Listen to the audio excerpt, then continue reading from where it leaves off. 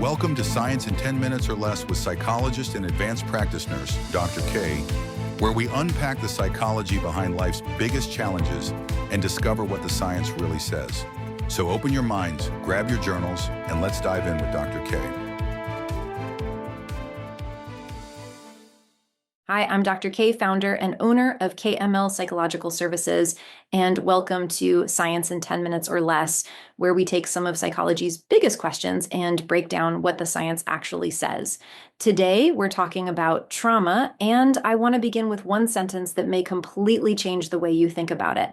Trauma is not what happened to you. Trauma is what your nervous system learned because of what happened to you. And here's the incredible news. Your nervous system can learn something new.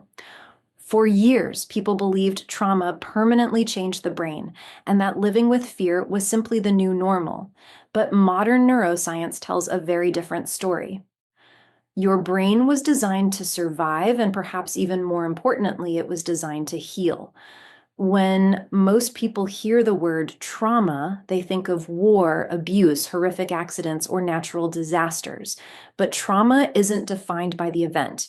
It's defined by how your nervous system responds. Sometimes trauma looks like panic attacks, but other times it looks like perfectionism, people-pleasing, never being able to relax, feeling emotionally numb, avoiding conflict, or constantly expecting the worst.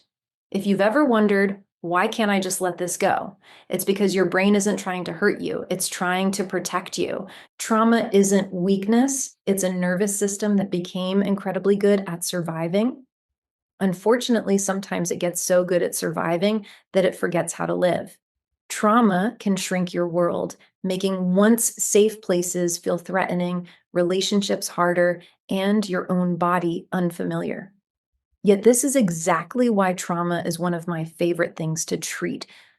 Approximately 70% of adults worldwide will experience at least one significant traumatic event, yet only about 5 to 6% develop chronic PTSD.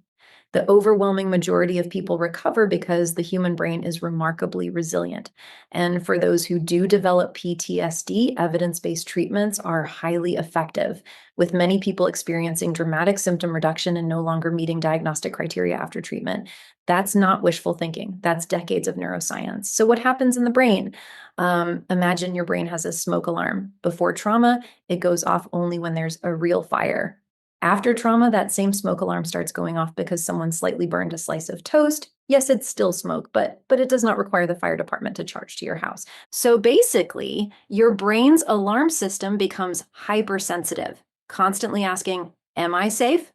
Even when you're perfectly safe, while the thinking part of your brain struggles to reassure it that the danger has passed. The problem isn't that your brain is broken, it's that your brain became overprotective. The beautiful part is that the brain is constantly changing through something called neuroplasticity. Every new experience rewires the brain, which means if your brain learned fear, it can also learn safety. That's exactly what effective trauma therapy does. Not by erasing your memories or pretending the trauma never happened, but by teaching your nervous system that the danger is finally over. At KML Psychological Services, we use evidence-based approaches like EMDR, which helps the brain finish processing traumatic memories so they become something that happened instead of something you're still living. The Safe and Sound Protocol, which uses specially filtered music to gently regulate the vagus nerve and help your nervous system remember what safety feels like again. And our Rest and Restore Protocol, which helps a body that's been stuck with one foot on the gas pedal finally find the brakes through nervous system regulation and evidence-based calming strategies. One of the most inspiring findings in psychology is post-traumatic growth, where many people don't simply recover from trauma, they develop deeper relationships, greater resilience, more compassion, a stronger sense of purpose, and a renewed appreciation for life. That doesn't mean trauma was a gift. It means healing is incredibly powerful. So if you're listening today and you've been living in survival mode, convinced you'll always feel anxious or on edge, I want you to know that your fear is a nervous system response, not your identity. Your brain is adaptable, your nervous system is capable of change, and the science overwhelmingly supports your ability to heal. Healing isn't about forgetting what happened. It's about teaching your brain that what happened is finally over. When that happens, your world gets bigger again. You laugh more, trust more, sleep better, breathe easier, stop surviving, and start living.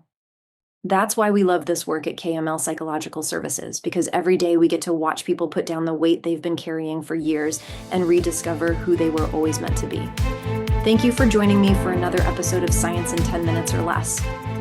Until next time, trust the science, trust your brain's incredible ability to heal, and remember, you matter, you deserve, and you are enough.